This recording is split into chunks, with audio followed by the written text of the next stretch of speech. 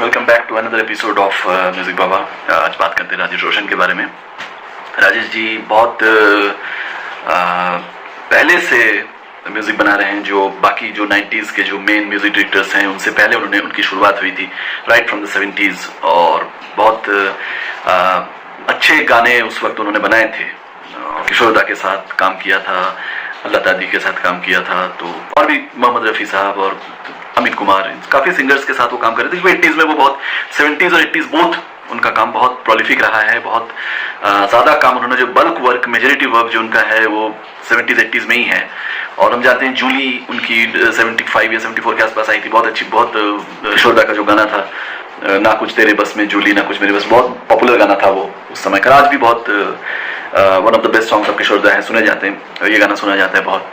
तो और कुमारा बाप एक फिल्म आई थी, उसी के आसपास 70% I think that was the first film where उनका थोड़ा नाम हुआ था, और उसके बाद से उनको लगातार काम मिलता रहा। ये नहीं कि बहुत ज़्यादा उनकी फिल्में हिट हुई, इवन इन स्पीक जब 70s 80s में भी वो काम कर रहे थे तो बहुत ज़्यादा हिट फिल्में वो नहीं दे पा रहे थे, काम लेकिन उनको बहुत मिलता था, लगातार काम मिल रहा था उनको। और एक वजह ये भी थी कि वो रोशन साहब के बेटे थे, और रोशन साहब खुद एक बहुत जाने माने और बहुत मजे हुए, बहुत विख्यात प्रख्यात एक कलाकार थे, संगीतकार थे। काफ़ी बड़े बड़े गाने उन्होंने बड़े बड़े सिंगर के साथ काफ़ी हिट गाने दिए थे अपने समय में, 50s में 60s में। तो इस वजह से भी शायद एक लेगेसी भी, उनका लेगेसी वैसे ही बहुत स्ट्रांग है, क्योंकि हम जानते हैं राजेश रोशन जी ऋतिक रोशन के अंकल हैं और राकेश रोशन के भाई हैं, तो उनका अच्छा खासा एक लेगेसी रहा है, म्यूजिकल लेगेसी रहा है, फिल्म लेगेसी रहा है।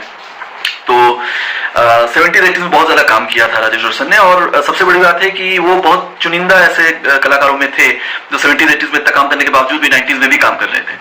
और 90s जब हम बात करेंगे तो कुमार शानू का दौर आता ही आता है, उसके बगैर कोई भी म्यूजिक डायरेक्टर जो 90s के थे वो शानू दा के बगैर तो कभी काम किया नहीं है। और उनके ज़्यादातर फिल्मों में शानू दा का कहीं ना कहीं एक ना एक गाना तो रहा ही रहा है, क्योंकि वो एक हिट मशीन थे, और सभी जानते थे कि शानू दा का एक गाना रहेगा तो फिल्म या गाना हिट होने का चांस बहुत ज़्यादा हो जाता था। तो सभी म्यूजिक डायरेक्टर्स के साथ साथ वो भी शानू दा को बहुत लेते थे, बहुत गानों में लिया है उन्होंने, बहुत हिट गाने दिए हैं, बहुत अच्छे गाने जो शानू दा के हैं वो राजेश रोशन के साथ हैं। और अगेन द सेम फॉर्मूला की कभी फिल्म नहीं हिट होती थी, कभी ज़्यादा नहीं चलती थी, फिल्मों के नाम लोगों ने नहीं सुना, लेकिन गाने अक्सर हिट हो जाते थे। राजेश रोशन, शानू दा और राजेश रोशन जो बाकी सिंगर के साथ जो काम करते थे 90s के, उनके मुकाबले भी शानू दा के गाने जो है वो ज़्यादा पॉपुलर होते थे। जब like all other music director, Shanu da ने जिन म्यूजिक डायरेक्टर के साथ भी काम किया, जिनके साथ ही काम किया उन्होंने, उनके गाने वो ज़्यादा हिट देते थे। तो गपी लहरी हो या अनु मलिक हो, उस समय जो भी मतलब नाम तो बहुत है, और सबने जिनके साथ शानू दा ने काम किया है तो उनके लिए शानू दा ने हमेशा हिट गाना दिया है।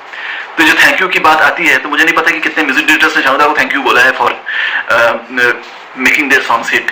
ये तो बहुत कंट्रोवर्सी चल रहा है कि शानू दा ने क्यों नहीं थैंक यू बोला। थैंक यू कौन किसको बोलता है, बहुत जरूरी भी नहीं है, क्योंकि क्रेडिट तो सभी जानते हैं कौन क्या काम किया है, और क्रेडिट लेने के बहुत अवसर, बहुत मौके मिलते हैं मीडिया में। आजकल के सोशल मीडिया के ज़माने में ऐसे भी आप अपना क्रेडिट तो आप खुद ले ही सकते हो।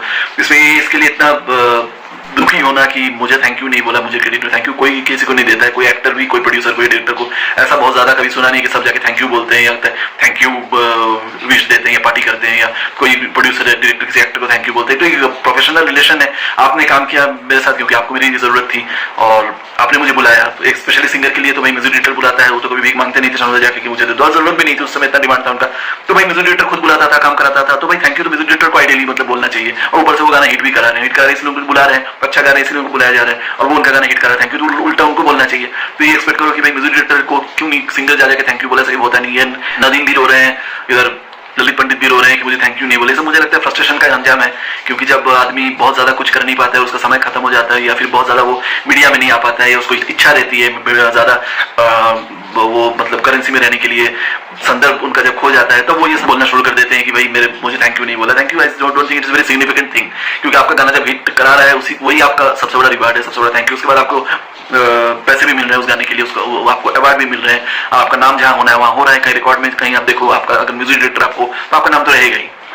तो अगेन मैं ये कंट्रोवर्सी ललित पंडित वाला बीच में ला रहा हूँ, जिसके लिए अलग ब्लॉग तो बना चुका और आप लोगों ने काफ़ी सारा है, उसको काफ़ी व्यूज़ मिल रहे हैं उसके, दैट्स फाइन। तो मैं राजेश रोशन की बात कर रहा था। तो जैसे जूली और कुमारा बाबी सब फिल्में दी थे, तो 80s में उनका जो 90s में जो काम था, ये बताना जरूरी है कि 90s में जो उनका काम था वो बहुत ज़्यादा नहीं था compare to 70s and 80s में उनका जो जिस तरह से उनकी फिल्में आ रही थी, 8-8, 10-10 फिल्में, 12-12 फिल्में उन्होंने एक साल में बनाई है, वो नहीं था। 90s में वो बहुत कम हो गए थे, 2-4 फिल्में ही बनाते थे। और क्योंकि अनु मलिक और नदीम श्रवण और फिर ये भी जतिन ललित भी और ये लोग भी थे, बपी लहरी भी दे रहे थे म्यूजिक, आनंद मिलिंद का बहुत आते थे music, Dilip Sen, Sameer Sen, there so many others जो लगे हुए थे, अलग बहुत म्यूजिक दे रहे थे। तो इसमें राजेश रोशन बहुत, अगर संख्या की दृष्टि से देखें तो बहुत ज्यादा उनका नाम नहीं था उस समय।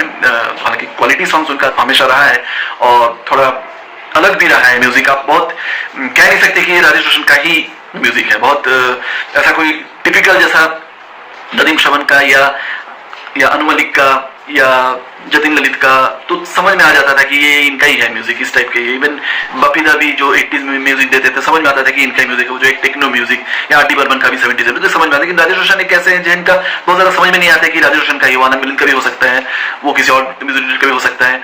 तो आपको थोड़ा बारीकी से सुनना पड़ता है, थोड़ा समझना पड़ता है हाँ ये राजेश रोशन। इसलिए भी एक वजह है कि राजेश रोशन बहुत ज्यादा नाम उस तरह से टॉप रंग जो म्यूजिक डायरेक्टर्स थे उनमें अक्सर उनको नाम नहीं लिया जाता था, एटलीस्ट संख्या की दृष्टि से, क्योंकि उनकी फिल्में कम आती थी। क्वालिटी मैं मानता हूँ as a personally, as a listener मैं मानता हूँ कि बहुत अच्छा क्वालिटी गाने हैं उनके, ज्यादा नहीं है लेकिन क्वालिटी गाने हैं। लेकिन फिर भी अगर जो स्टार हैं म्यूजिक डायरेक्टर्स के में, तो वो अनु मलिक, नदीम श्रवण, जतिन ललित ज्यादा है 90s में, फिर ए.आर. रहमान आते हैं, फिर अलग बात हो जाती है। तो ये लोग मेन उस समय म्यूजिक देते थे, राजेश रोशन में ज्यादा नहीं था। लेकिन जिन फिल्मों में उन्होंने टोटल अपने करियर में लगभग 150 के आसपास, 140 मेरे काउंटिंग में है, हो सकता है और कुछ फिल्में रिलीज हो नहीं हो या नहीं, मुझे नहीं पता हो, तो 150 के आसपास मान सकते हैं सेफली कि वो उन्होंने फिल्म बनाई है। और 90s में थ्रू द 90s उन्होंने शायद 30 या 40 फिल्में उसमें से बनाई होंगी, ज्यादा से ज्यादा। अगर मैं मतलब एग्जैजरेटेड एस्टिमेट भी हो तो 30-40 से ज्यादा नहीं था। उसमें ज्यादातर फिल्मों में कम से कम 20-25 फिल्मों में तो शानुदा का है ही है, कहीं ना कहीं गाना दो गाना है ही है शानुदा का।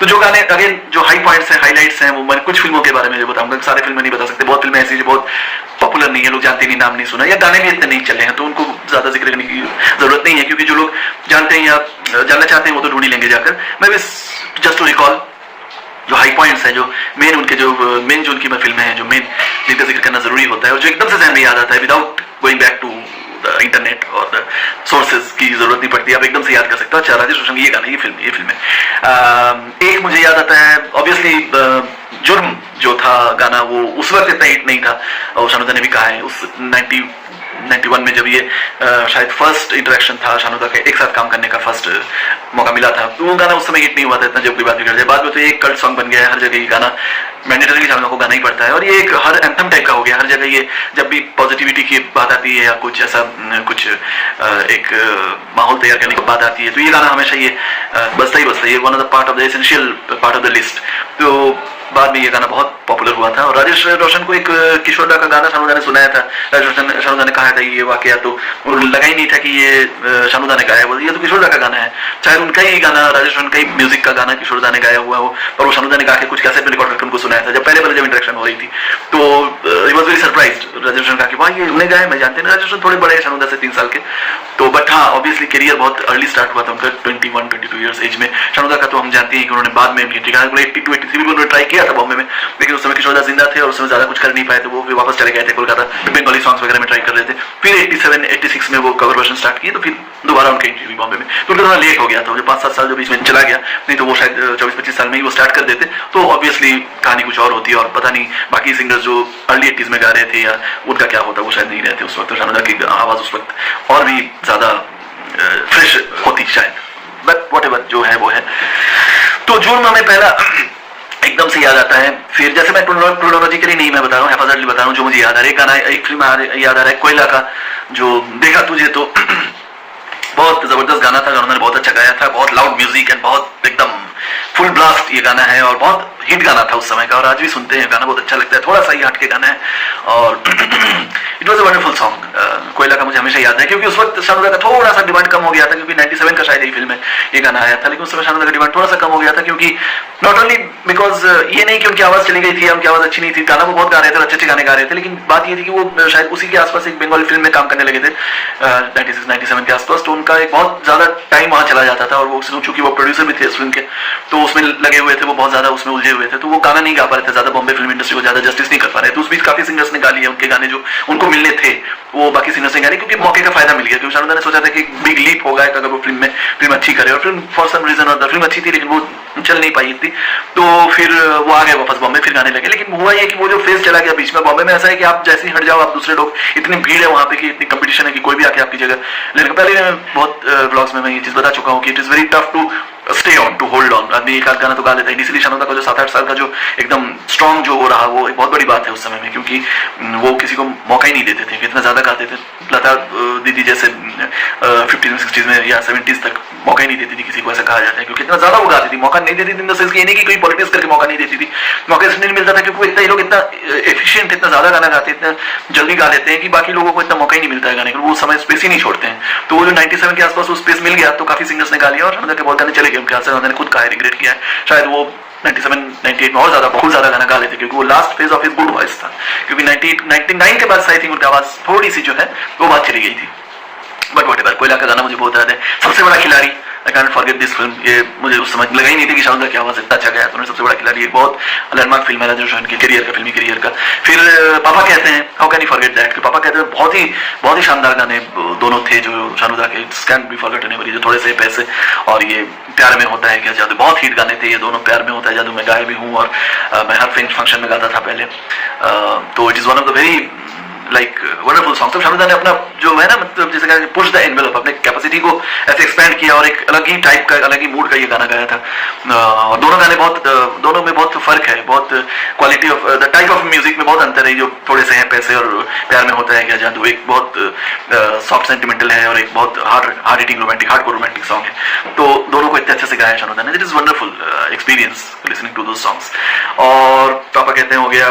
फिर करण अर्जुन वाज अगेन, राजेश रोशन ने बहुत लाउड हार्ड हिटिंग म्यूजिक एकदम जो गाने थे करण अर्जुन के, we just love those songs. और वो यही राजेश रोशन के लैंडमार्क फिल्म्स थे, लैंडमार्क गाने थे, और इन्हीं में शानोदा ने गाए हैं। और बहुत जैसे मैं बताया, काम तो शानोदा का एकदम परफेक्ट होता ही था और इसलिए हिट होने का भी वजह था। और जैसे करण अर्जुन या पापा का इस समय की जो आ रही थी जो राजेश रोशन की फिल्म, इसमें ज्यादातर फिल्म जो हिट गाने थे वो शानोदा के ही थे, बाकी सिंगर्स भी गा रहे थे, लेकिन कोई भी गाना, और जिन फिल्मों में शानोदा ने गाना, कुछ ऐसे कम फिल्में हैं लेकिन जिन फिल्मों में शानोदा ने गाना नहीं गाया राजेश रोशन की, वो फिल्में वो गाने पिट गए, ज्यादातर ऐसे ही हुए हैं। तो that's again another example, another instance of how शानोदा was important for all the music directors of this times और how he ruled the music industry of the 90s। तो इससे ये भी दोबारा समझ में आता है। फिर कहो ना प्यारे, हम भूल ही नहीं सकते, कहो ना प्यारे वाज लाइक अगेन शानोदास, वो जो गाना था, इतने गाने थे लेकिन उसमें भी ये जो चांद सितारे फूल और खुशबू, आज भी जिस तरह से वो पॉपुलर है और जिस तरह से वो